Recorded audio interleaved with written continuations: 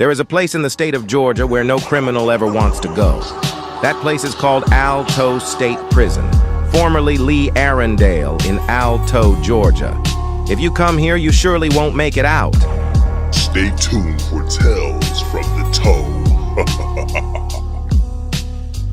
Dead, White, and Blue kills a man over 6 ramen noodle soups. Chapter 1. A Notorious Reputation. A dark-skinned man from Waycross, Georgia named James Curtis, known on the streets as Dead, White, and Blue, stood out even among the most hardened inmates at Alto State Prison. Standing 6'1" 3/4 inches and weighing 278 pounds, his sheer presence was enough to command respect. His reputation as a fierce Crips member and a notorious gambler only added to the fear he inspired. James was extremely addicted to the game of poker, and it was common for him to leave the table empty-handed, although he got lucky sometimes and came home with a significant haul. But he also had a habit of borrowing commissary items with the promise of repayment that often went unfulfilled. Despite this, his gang loyalty and intimidating demeanor kept most inmates in line, but that isn't why some fellow prisoners would still loan him store goods. Everyone in Alto knew how dedicated he was to the Crips, and that if they made him swear on his gang about a promise he made, that he would definitely honor his word. One day, during his daily routine, James received a gift package from one of his Crip brothers who had just hit a nice lick and was showing love.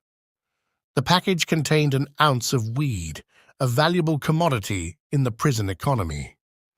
James didn't smoke, but he knew he could turn a profit by selling it. He decided to head to the chow hall to find a buyer. Chapter 2. The Deal. In the chow hall, James spotted an inmate he was acquainted with, Tyrone, who belonged to a different section of the prison. Tyrone expressed interest in buying the weed, but said he wouldn't have the money until later. James, trusting Tyrone enough to make a deal, handed over the package and headed back to his dorm. That night, James planned to play poker, but needed commissary items to buy into the game. He borrowed a few dollars worth of items from another inmate named Cash Simmons, confident that the money from Tyrone would cover his debt. Everyone knew he had a reputation for not repaying his debts, so Cash made him swear to his gang that he would repay him back, a promise everyone knew he would keep. Chapter 3. The Waiting Game. The next day, James expected Tyrone to pay up, but he didn't. Messages were sent to Tyrone's dorm, each one more urgent than the last, but all were ignored. Frustration and anger built up inside James. He had trusted Tyrone, and now his reputation and safety were on the line. Determined to get his money, James devised a plan. He knew the layout of the prison well and decided to take matters into his own hands. He alerted 2 of his Crips brothers to accompany him over to Tyrone's dorm, which was way on the other side of the prison.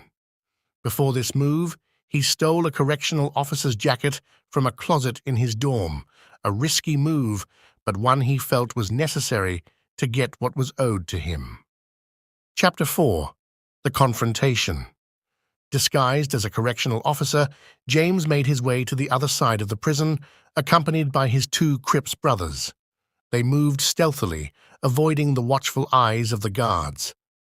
When they reached Tyrone's dorm, James asked a dude if he knew which cell Tyrone stayed in, and after he told him, he motioned for his guys to position themselves on each side of the cell door as he barged in it, cornering Tyrone in his cell. Dead, White, and Blue confronted Tyrone, demanding his money and brandishing a 14-inch candy bar that he spent 4 hours sharpening the previous day. Tyrone, terrified and cornered, insisted he didn't have the money yet, but promised to get it soon. James, driven by rage and betrayal, lost control. He shoved the shank deep into Tyrone's throat, silencing him forever as the red liquid squirted everywhere like an out-of-control water hose. Sorry, folks, quick commercial break. Hey, how y'all fools doing? I came up on a few dollars recently and came here to show y'all what I bought. I purchased the Apple iPad, 10th generation, with A14 Bionic chip, 10.9-inch liquid retina display, 64 GB Wi-Fi 6, 12 MP front, 12 MP back camera, Touch ID, and all-day battery life. If you're tired of your little stupid laptop, then move on up to this iPad. The Amazon link is in the description.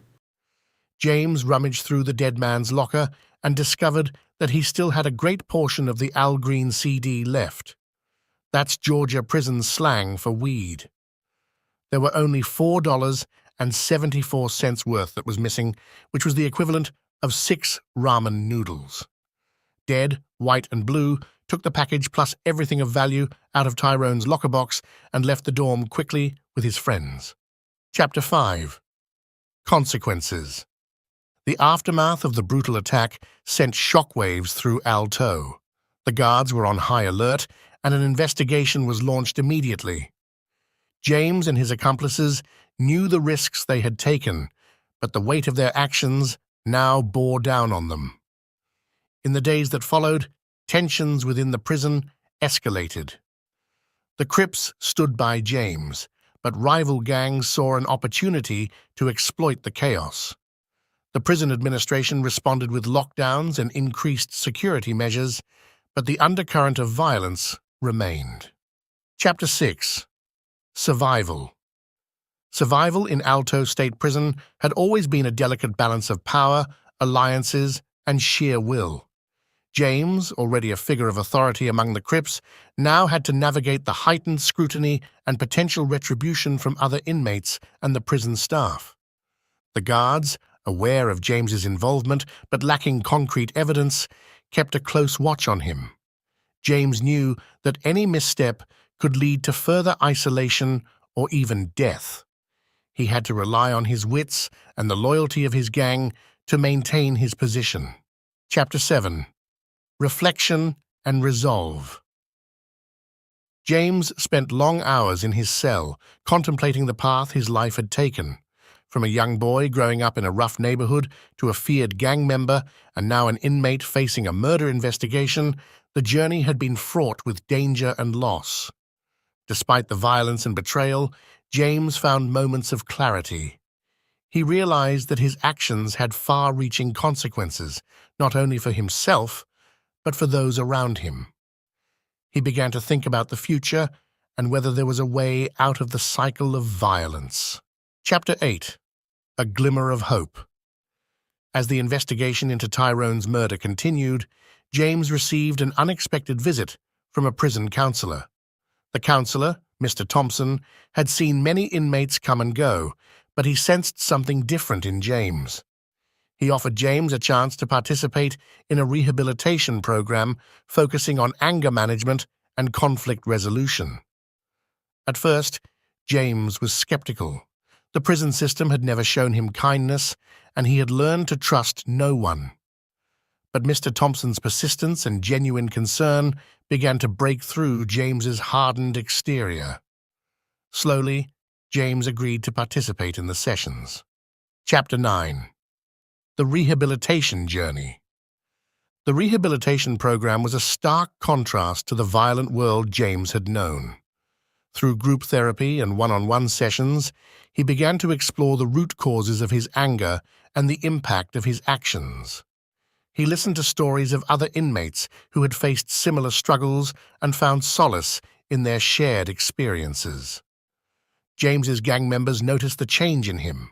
Some supported his efforts to turn over a new leaf, while others viewed it as a sign of weakness. James had to navigate this delicate balance, maintaining his position within the gang while pursuing a path of personal growth. Chapter 10. Redemption. Months passed, and James made significant progress in the rehabilitation program. He learned to manage his anger and found healthier ways to cope with the stress of prison life. He also began to mentor younger inmates, sharing his story and encouraging them to make better choices. James's transformation did not go unnoticed by the prison administration. His improved behavior and commitment to change earned him a reduction in his sentence. While he was still a long way from freedom, the possibility of a new life began to take shape. As James approached his release date, which was only 2 weeks away, him only serving 24 months for his third, petty larceny charge, he reflected on the journey that had brought him to this point.